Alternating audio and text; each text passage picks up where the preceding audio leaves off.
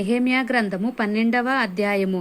షయల్తీయేలు కుమారుడైన జెరుబ్బాబేలుతో కూడా వచ్చిన యాజకులను లేవీయులను వీరే: యేషూవ, సెరాయా, ఇర్మియా, ఎజ్రా, అమర్యా, మల్లూకు, హట్టూషు, షకన్యా, రెహూము, మెరేమోతు, ఇద్దో గిన్నెతోను, అబీయా, మియామీను, మయధ్య, బిల్గా, షెమాయా, మోయారీబు, యెదాయా, సల్లు, అమేకు, హిల్కియా, యెదాయా అనువారు. వారందరూ యేషూవ దినములలో యాజకులలోను వారి బంధువులలోను ప్రధానులుగా ఉండిరి. మరియు లేవీయులలో యేషూవ, బిన్నూయి, కద్మియేలు, షేరేబ్య, యూదా స్తోత్రాది సేవ విషయములలో ప్రధాని అయిన మత్తన్యాయును అతని బంధువులను, మరియు బక్బూక్యాయు, ఉన్నీయును వారి బంధువులను వారికి ఎదురు వరుసలో నుండి పాడువారు. యేషూవ ఏయాకీమును కనెను, ఏయాకీము ఎల్యాషీబును కనెను, ఎల్యాషీబు యోయాదాను కనెను, యోయాదా యోనాతానును కనెను, యోనాతాను యద్దూవను కనెను.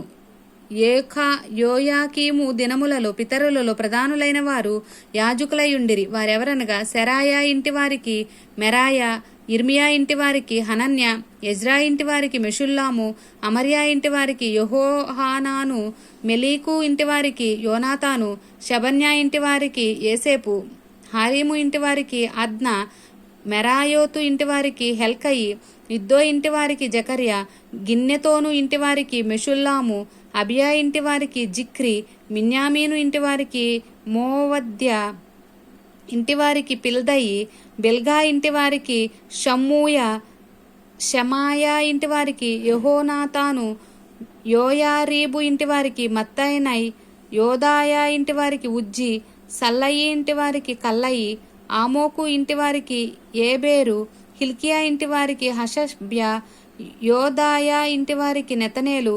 ఎల్యాషీబు దినములలో లేవీయుల విషయంలో యోయాదా, యోహానాను, యద్దూవ కుటుంబ ప్రధానులుగా దాఖలైరి. మరియు పారసీకుడగు దర్యావేషు ఏలుబడి కాలంలో వారే యాజకు కుటుంబ ప్రధానులుగా దాఖలైరి. ఎల్యాషీబు కుమారుడైన యోహానాను దినముల వరకు అనుదినము జరుగు విషయముల గ్రంథమందు వారు లేవీల కుటుంబ ప్రధానులుగా దాఖలైరి. లేవీల కుటుంబ ప్రధానులైన హషబ్యాయు, షేరేబ్యాయును, కద్మీయేలు కుమారుడైన యేషూవయును వారికి ఎదురు వరుసలో పాడు తమ బంధువులతో కూడా దైవజనుడైన దావీదు యొక్క ఆజ్ఞను బట్టి స్తుతి పాటలు పాడుటకు వంతుల చొప్పున నిర్ణయింపబడిరి.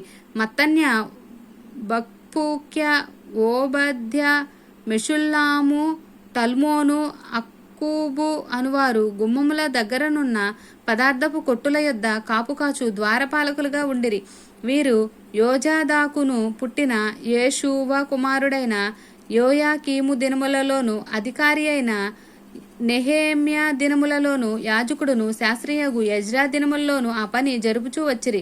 యెరూషలేము ప్రాకారమును ప్రతిష్ఠించు కాలములో వారు ఆ ప్రతిష్ఠాచారమును స్తోత్రగీతములతోనూ పాటలతోనూ స్వరమండల సితారాచేయు తాళములతోనూ సంతోషముగా జరిగించున్నట్లు లేవీలను తమ సకల స్థలములలో నుండి యెరూషలేమునకు రప్పించుటకును పూనుకొనిరి.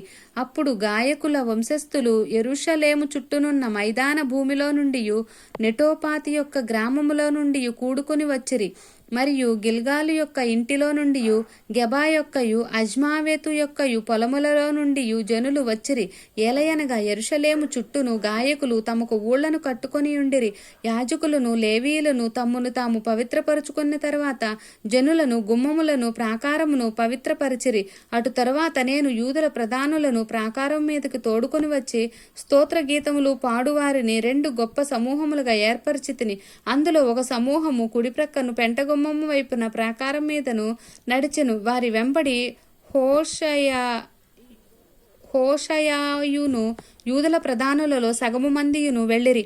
మరియు అజర్యాయు, ఎజ్రాయు, మెషుల్లాయును, యూదాయు, బెన్యామీనును, షెమయాయును, ఇర్మియాయు అనువారు పోయిరి. యాజకుల కుమారుల్లో కొందరు బాకాలు ఊదుచూ పోయిరి. వారెవరనగా ఆసాపు కుమారుడైన జక్కూరునకు పుట్టిన మికాయా కనిన మత్తన్యాకు పుట్టిన షెమయా కుమారుడైన యోనాతానుకు పుట్టిన జకర్యాయు, అతని బంధువులకు షెమయా, అజరేలు, మిలలై, గిలలై, మాయి, నెతనేలు, యూదా, హనాని అనువారు.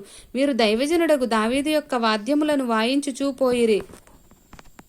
వారి ముందర శాస్త్రియగు ఎజ్రాయును నడిచెను. వారికి ఎదురుగా ఉన్న ఊట గుమ్మము దగ్గర దావీదుపురము యొక్క మెట్ల మీద దావీదు నగరును దాటి ప్రాకారము వెంబడి తూర్పు వైపు నీటి గుమ్మం వరకు పోయిరి. స్తోత్రగీతములు పాడు వారి రెండవ సమూహము వారికి ఎదురుగా నడిచెను.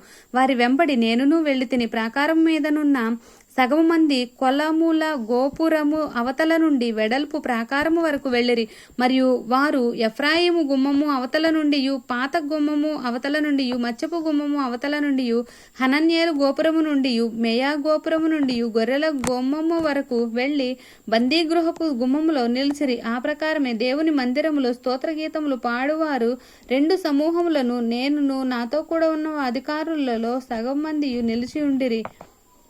యాజకులకు ఎల్యాకీము, మయసేయ, మిన్యామీను, మికాయ, ఎల్యోయేనై, జకర్య, హనన్య బాకాలు పట్టుకొనిరి. ఇజ్రహాయ అనువాడు నడిపింపగా మయసేయ, షమాయ, ఎలియాజరు, ఉజ్జి, యెహోహానాను, మల్కియా, ఏలాము, ఎజేరులను గాయకులు బిగ్గరగా పాడిరి. మరియు దేవుడు తమకు మహానందము కలుగజేసనని ఆ దినమున వారు గొప్ప బలులను అర్పించి సంతోషించిరి.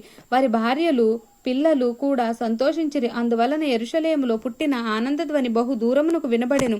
ఆ కాలమందు పదార్థములకును ప్రతిష్టార్పణలకును ప్రథమ ఫలములకును 10వ వంతుల సంబంధమైన వాటికి ఏర్పడిన గదుల మీద కొందరు నియమింపబడిరి.